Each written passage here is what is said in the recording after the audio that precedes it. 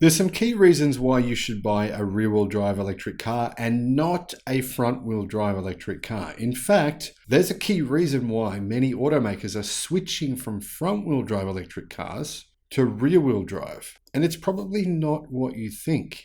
Hello, my friends. Welcome to the channel. I'm Electric Viking. Great to see you. Thank you for tuning in. My name's Sam Evans. We started the channel just 2 years ago, and since then we've produced 3,000 videos.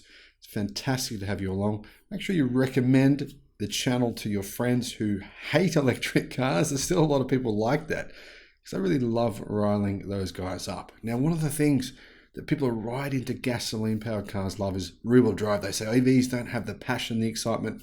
By the way, they do. There's a new video on one of the most popular internal combustion engine websites on YouTube where they compare a Tesla Model Y versus an Audi RS4. And one of the things the Tesla Model Y did much better than the Audi RS4, which of course is a gasoline-powered car, was burnouts. I could not believe how easy it is to do burnouts in a Tesla Model Y. Now that was the all-wheel drive version. You can imagine with the rear-wheel drive version, it would be even easier. But rear-wheel drive isn't used in EVs for just the hell of it. They actually do this for a specific reason. And automakers are starting to realize why Tesla did this at the start and why they should have done it as well. Now, one of the companies in the world, well, the second best and second biggest selling electric car company in the world, BYD, primarily specializes in front-wheel drive electric cars. That may change though, as much of the industry is changing what they've done in the past because they recognize now that EVs that are rear-wheel drive have some key advantages.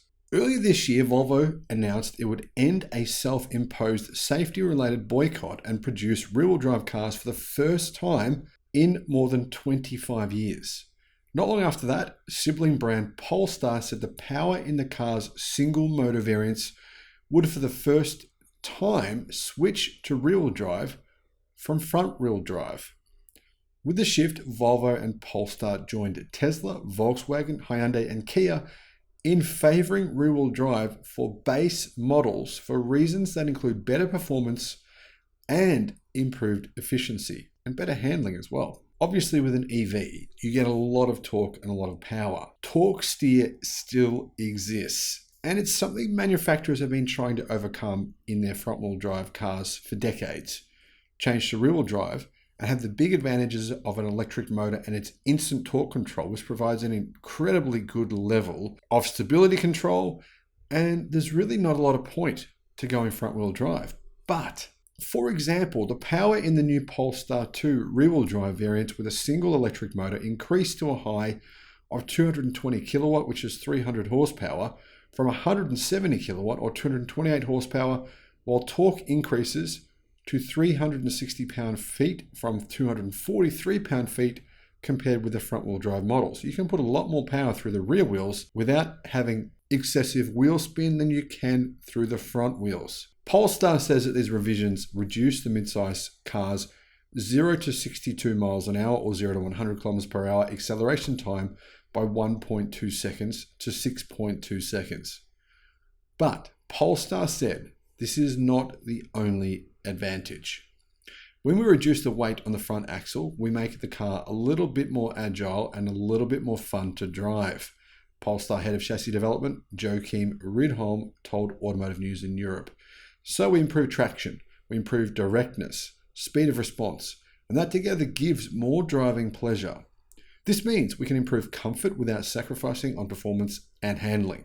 Polestar is saying, removing that front motor reduces the weight of the front of the car and makes it handle better. Volvo stopped making rear-wheel drive cars in 1998 because it believed that front-wheel drive models were safer to operate because they typically perform better on snow and ice or in wet conditions, even if it meant foregoing some of the handling and maneuverability advantages offered by rear-wheel drive models. And they're correct. Many manufacturers have said this. It wasn't just Volvo. However, that was then, now is now. We're looking at two completely different eras in the move from internal combustion to electric. Polestar's head of product attributes, Christian Sampson, told Automotive News that weight distribution in the past was a trouble spot for rear-wheel drive cars. In the old days, one disadvantage of having a light rear end was that rear-wheel drive would be exciting in some moments because of a loss of traction. I've had that myself. I've actually crashed a rear-wheel drive car because of that exact reason.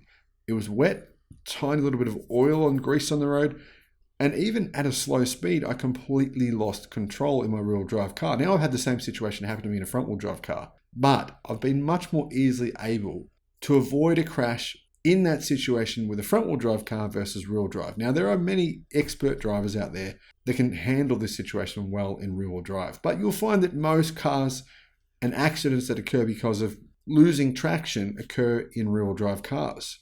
Not with EVs though.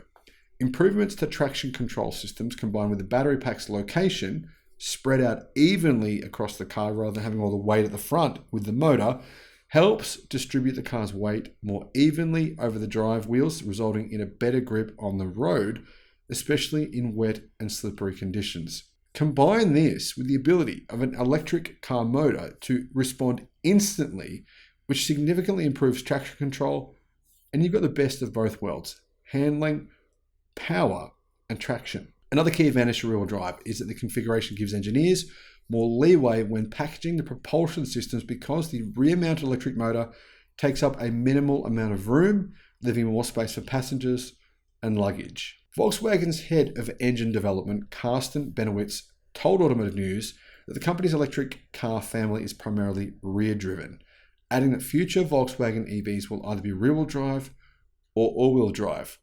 They are getting rid of front-wheel drive electric cars eventually. They haven't done it yet, but they will. We can create some advantages in the overall driving dynamics of the car by installing the rear-wheel drive as a main propulsion system, he said. Second, by doing so, we can create a very small turning radius for the whole car relative to its size. Now, the turning radius is how long it takes you to actually turn the car. It makes a big difference. If you're in a small city street, you could have to do, say, rather than a 3-point turn, you could have to do a 5, 6, 7-point turn, depending on how tight the situation is. If the turning radius is significantly improved, it makes that situation much better. Benowitz added that improved traction and acceleration are additional benefits, noting the overall fun to drive factor will be important in persuading customers to join the push to EVs. We are convinced that electric vehicles are the only way to solve the emissions problem in Europe and worldwide, and to convince a customer you need a carbon neutral concept that is fun to drive, he said. Now, the haters say they're not fun to drive. The owners of them, well, they say otherwise. We must convince customers, said Volkswagen, that in their daily usage, an EV can create the maximum torque within milliseconds from standstill. Hyundai's first from-the-ground-up electric car, the Ioniq 5, is built on the company's electric global modular platform called EGMP. It is offered in rear-wheel drive and all-wheel drive variants, not front-wheel drive, while the new Ioniq 6 will be offered in 3 variants, 1 rear-wheel drive and 2 all-wheel drive. Now, this is important because if you look at Hyundai's performance cars that are not electric, they're all front-wheel drive. And Hyundai has done the opposite with electric cars. David Labrosse, head of product planning at Hyundai's Technical Center, said, buyers of the all-wheel drive variant can deactivate front-wheel drive, effectively turning the car into a rear-wheel drive vehicle, meaning they can do burnouts more easily, which is what I saw with a Tesla Model Y in the recent video. When you're on the highway driving 90 or 100 kilometers per hour, you can do this without the front axle. And there we have a unique technology that mechanically disconnects the front motor, he said. Many automakers are doing this, by the way. This enables us not to have any braking effect on the front axle, and now you have an efficient rear-wheel drive vehicle. Labrosse also said the instant torque availability and more balanced weight distribution are key advantages of rear-wheel drive that should not be overlooked. Electric motors provide near instant torque, which enables us to have amazing acceleration, he said. And he's right. The acceleration of Hyundai's Ioniq 5N, which is due to come out soon, plus if you look at the acceleration of, say, for example, a Tesla Model Y, Model 3, Model S Plaid, Model X, it blows away similarly powered gasoline vehicles. He said, when you have a lot of power, a lot of torque, it makes more sense to use rear-wheel drive because when you accelerate, the nose lifts and you have more pressure or more weight on the rear axle, which enables you to transmit more torque and therefore accelerate faster. Now, if you have a look at front-wheel drive performance cars, like the Honda Civic Type R, the similar cars to that, you notice they have a lot of power, but their 0 to 62 mile per hour acceleration times are relatively slow in comparison to rear-wheel drive versions of other cars which have similar power.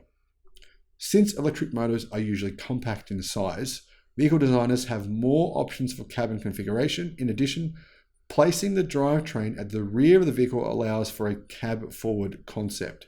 This allows you to design in much more cabin space, LeBros said. Generally speaking, dedicated electric vehicle platforms with some further innovations will enable greater space. The perfect example of this car, and I keep coming back to it, is the Tesla Model Y. Its interior space is much bigger than similar internal combustion engine vehicles because of its dedicated electric vehicle platform and its packaging.